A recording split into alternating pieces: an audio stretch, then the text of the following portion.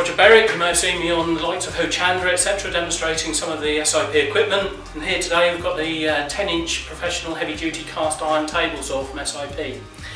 Superb piece of heavy-duty equipment, and I'm using one of these in my workshop every day as my main table saw through choice. Exceptionally good depth of cut, 75mm thickness of cut at 90 degrees and 53mm at 45 degrees. Due to the powerful motor this has got, it does require a 16 amp supply. The way we've got the table actually set up here, we've got the optional sliding carriage, which is this side here.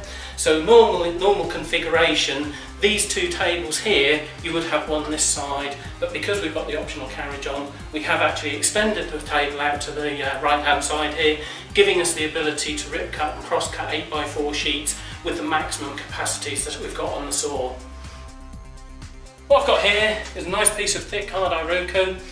We've got a tongue on there that we don't want, so we're going to actually use the saw to remove this tongue. We can bring the fence in. Now the fence locks at both the front and rear of the table, so we're getting no movement whatsoever in the fence.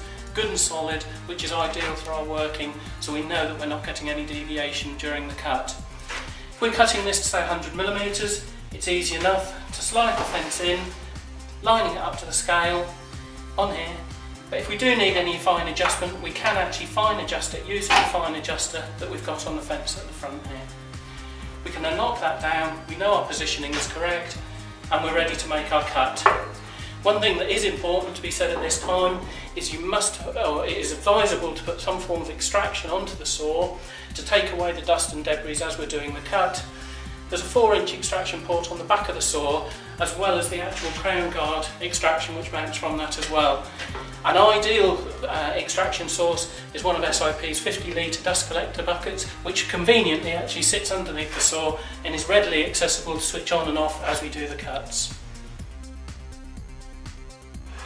Now, to run the wood through there, to actually take off this rough tongue, it's a good idea to have a push stick, because you don't want to get your hands anywhere in the red area. The red area is considered the danger area of the saw, so keep hands and yourself away from there. Now, push stick wise, you can use a traditional wooden push stick you can make yourself. Personally though, I do like a push stick which actually mounts over the fence, and I use this one a lot. It enables you to actually push the wood through whilst keeping your hand well away from any cutting surfaces. The other thing just to mention is anything you're doing, we do need to wear safety glasses and ear protection for your own health and safety.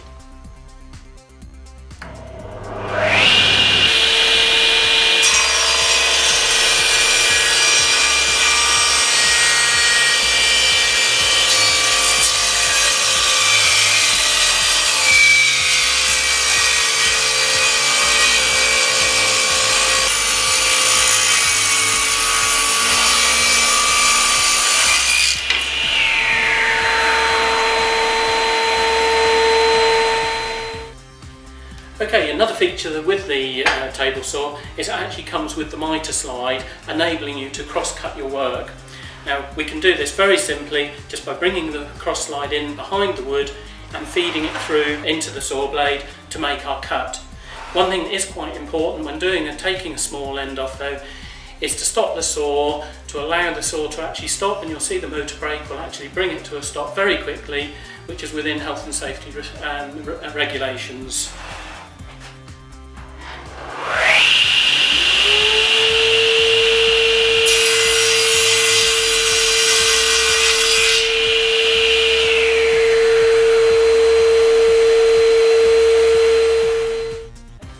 Another nice feature of the Mitre Slide is we have actually got preset divisions or angles on here, giving us the regular angles that we are going to be using, 15, 30, 45 degrees. And to do an angled cut, we can just set the slide to that position, bring our wood in and do the cut in exactly the same manner as we were a moment ago.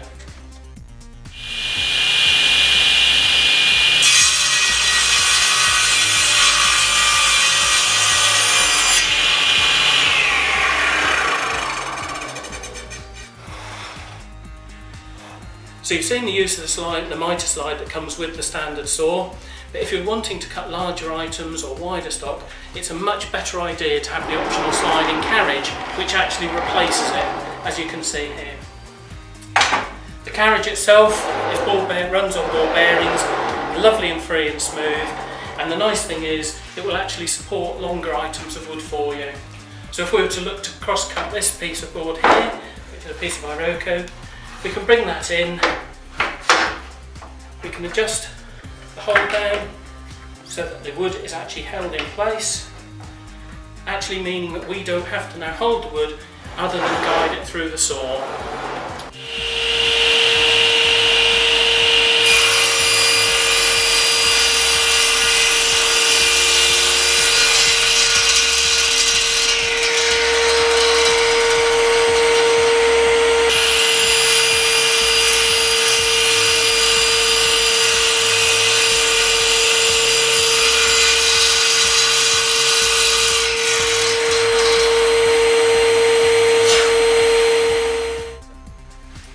Another nice feature of the sliding carriage is we have actually got the ability to extend the fence much further. We also have a repetitive stop facility, so we can drop that over if we were doing successive repetitive cuts, whether they be at 45 degrees or 90 degrees, and that will enable us to do the cuts still held with our sliding carriage.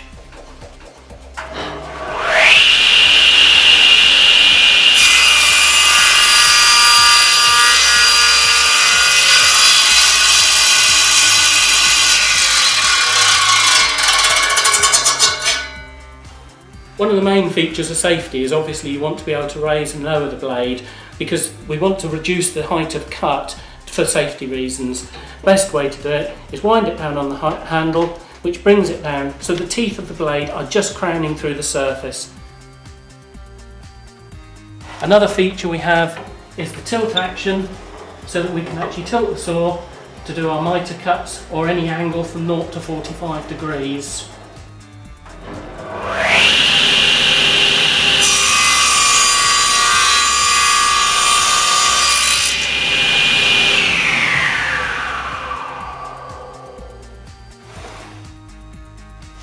Now, when ripping narrow boards, whether the blade's at 90 degrees or 45 degrees, where we want to take thin strips, it's very difficult to angle the blade and get the fencing close enough. SIP have thought about that as well and include the extrusion to give you the fine fence, which actually just attaches with 2 thumb wheels. We can now bring that in. That will enable us, with the angle of the blade, for it to clear the fence. At this time though, our actual scale can't be used, but we can now do a straight cut.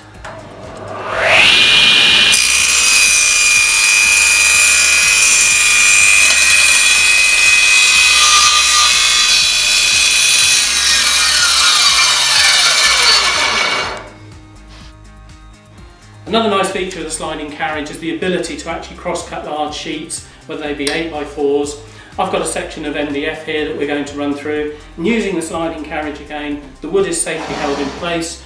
We can start the saw, switch on the extraction because we're using MDF, and cross-cut it through with ease.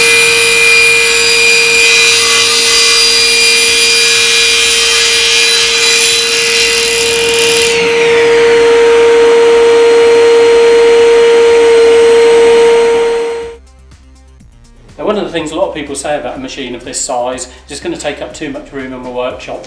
Not a problem. If that's the case, get one of the optional wheel kits from SIP. It enables you to actually lift the machine and wheel it to wherever you want to. So if you wanted to store it at the back of a garage when not in use, it's easy enough to move. Just by one person, it's just going to roll where you want it to go. Now, we mentioned earlier about the dust extraction on the saw. Very important to take the dust away from the atmosphere. SIP's 50 litre dust bucket works brilliantly with the saw, the 4-inch pipe connecting to the back of the saw and filtering down to half a micron. This is going to take away the majority of the sawdust as you're actually cutting. Simply switched on the front, it's convenient to position it just under your saw, and the filters inside, it's very easy to actually empty the drum when need be, and you can see all the fine dust that's come off the saw since we've actually been doing the cuts. The on-off switch for the saw is a no-volt release switch, or NVR switch as they're commonly known. To release the actual catch to open it, we've got the green and red buttons, the green to start and obviously the red to stop. When the cover comes down, the red button then on the front gives you an emergency stop position.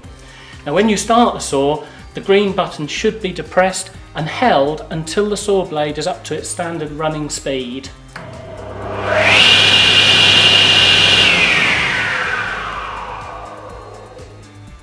By doing that, it protects the capacitor and the motor for the longevity of the machine.